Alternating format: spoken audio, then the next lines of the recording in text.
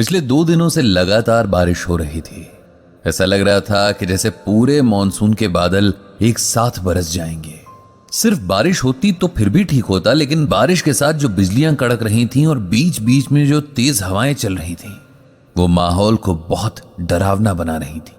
पंडित जी ने अपनी पूरी जिंदगी में 2 दिन के अंदर इतनी बारिश नहीं देखी। बिजली नहीं है तो इंटरनेट भी नहीं है, इसीलिए ब्लॉग भी नहीं खोल पा रहे कि उधर ही कुछ टाइम काट लें। पंडित जी की पत्नी सरला भी इस लगातार हो रही मूसलाधार बारिश से बहुत परेशान है, क्योंकि वो घर में कैद होकर रह गई हैं। इंद्रदेव से प्रार्थना कर रही हैं कि अब बस भी कीजिए, बहुत हो गया। किसी तरह रात बीती और अगली सुबह बारिश थम गई। ऐसा लगा जैसे पूरा शहर नहा धोकर तरोताजा हो गया हो। पंडित जी रोज की तरह सुबह वॉक पर निकले तो हर तरफ पानी जमा हो रखा था। किसी तरह बचते बचाते पैर रख रहे थे, तभी दूर से उन्हें शर्मा जी आते दिखे। पंडित जी उन्हें देखकर बहुत खुश हुए। चलो, कोई तो मेरी तरह अपने नियम का पक्का है जो इस कीचड़ में भी वॉक पर निकल गया है।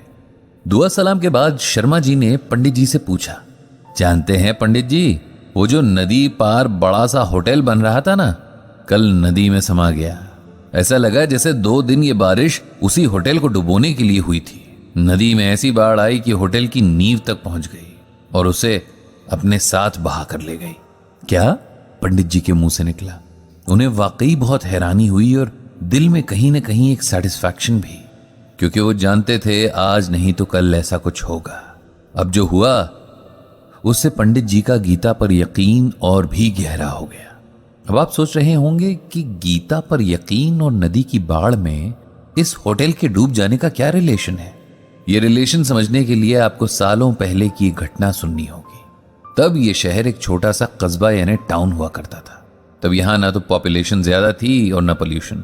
लोग कम थे तो भीड़ भी कम थी। सड़कें खुली खुली और आसमान एकदम साफ नीले रंग का हुआ करता था। फिर धीरे धीरे यहां भी डेवलपमेंट के नाम पर पेड़ काटे जाने लगे। इंडस्ट्रियल एरिया डेवलप होने लगे। जहां खेत हुआ करते थे वहां घर बनने लगे और जहां तालाब हुआ करते थे वहां पार्किंग्स बन गई।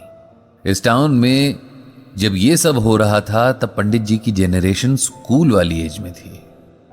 टाउन के बीचों बीच एक नदी हुआ करती थी जो पूरा साल तो लगभग सूखी रहती थी, लेकिन बरसात में जाने कहां से उसमें इतना पानी आ जाता कि लगने लगता पूरे शहर को ही डुबो देगी। ये नदी शहर के 2 हिस्से करती थी। दोनों हिस्सों के बीच जमीन आसमान का फर्क था। एक तरफ ठीक ठाक खाते पीते लोग रहते थे तो दूसरी तरफ गरीबों की बस्तियां थी। दिन भर ये गरीब लोग अमीरों वाले हिस्से में काम करते और शाम होते ही अपने हिस्से की तरफ लौट जाते। गरीबों की बस्तियां अनऑथराइज थी, लेकिन वो लोग सालों से उस जगह पर रह रहे थे। इसीलिए उनमें से कुछ लोग गवर्नमेंट से मांग कर रहे थे कि उनके घरों को ऑथराइज कर दिया जाए, उन्हें लीगल हक दे दिए जाएं, ताकि उनका और उनके बच्चों का फ्यूचर सिक्योर हो सके। पंडित जी जब स्कूल जा रहे होते तब देखते कि अक्सर शहर में ये लोग रैली निकाल रहे होते, कभी धरने दे रहे होते कि उन्हें उनका हक दिया जाए।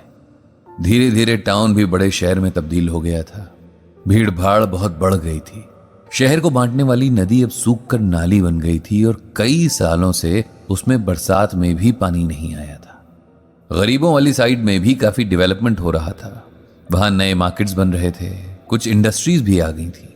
उनकी जमीनों वाला मामला अभी भी वहीं अटका हुआ था।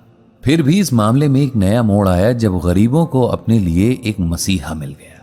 एक पढ़ा लिखा लड़का जो गजब का जोशीला था और बातें भी जबरदस्त करता था, वो इनका नेता बन गया। उसने इन सबको फिर से इकट्ठा किया और इनकी लड़ाई में नई जान डाल दी। ये लड़का बहुत अच्छी बातें करता था, पढ़ा लिखा था, तो उसमें कॉन्फिडेंस भी था। उसने इन लोगों को यकीन दिला दिया कि वो सरकार से इनका हक लेकर रहेगा। सबको इसकी बातों पर यकीन भी आ गया था।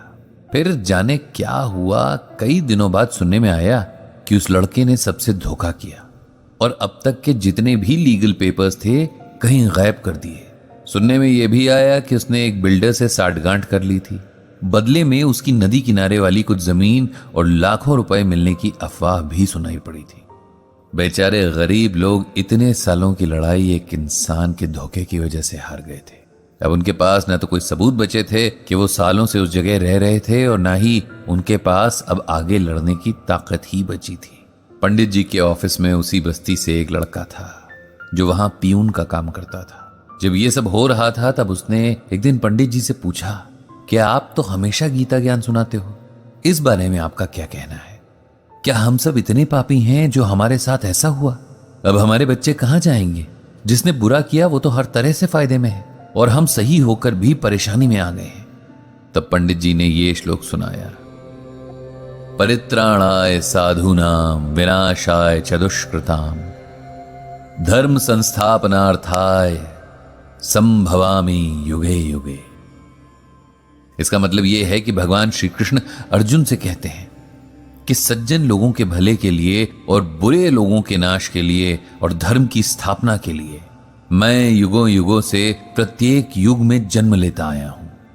इसे सिंपल वर्ड्स में समझो।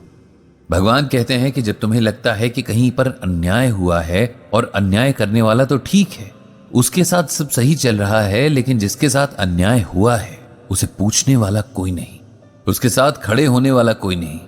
लेकिन ऐसा नहीं, मेरे पास सबके कर्म रजिस्टर होते हैं और जब पाप का घड़ा भर जाता है तब मैं खुद किसी न किसी रूप में आता हूं और उसे सजा देता हूं। लेकिन हर काम का एक समय होता है जिसे प्रकृति तय करती है। कर्मों के हिसाब से पनिशमेंट तय होती है, किसी की इच्छा से नहीं। कई बार न्याय में देरी होती है और लोगों का भरोसा उठ जाता है, लेकिन हमें अपना भरोसा और पेशेंस बनाए रखना चाहिए, अपना काम करते रहना चाहिए, जुल्म के खिलाफ आवाज उठानी चाहिए और साथ ही यह विश्वास भी रखना चाहिए जब भगवान ने खुद गीता में कहा है कि वे न्याय करने आएंगे तो जरूर आएंगे। इस बात को कई साल बीत चुके हैं। नदी पार के लोगों को आखिर सरकार ने कहीं और जमीनें भी दे दी थी। इस तरह उनका स्ट्रगल जीत गया था, लेकिन न्याय होना अभी भी बाकी था। जिसने इन सब लोगों को धोखा दिया था उसने नदी किनारे एक बहुत बड़ा प्रोजेक्ट तैयार कर लिया था, एक बहुत बड़ा होटल जिसमें तमाम लग्जरीज मौजूद थी। अब पता चला कि कल की बारिश उस होटल को धराशायी कर गई थी।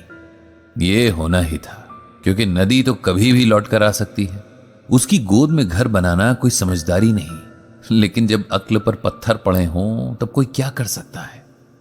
आज पंडित जी को भगवान श्री कृष्ण की कही इस बात पर बहुत गहरा यकीन हो चला है कि वे हर युग में यानी समय समय पर आते रहेंगे।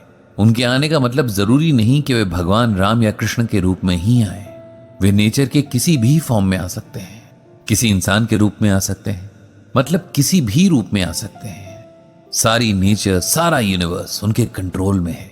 इस तरह गीता में कही एक और बात को सच होते पंडित जी ने अपनी आंखों के सामने देखा। उन्होंने मन ही मन भगवान श्री कृष्ण को प्रणाम किया और सब पर कृपा करने की प्रार्थना की। और इसी के साथ गीता ज्ञान का ये एपिसोड यहीं समाप्त होता है।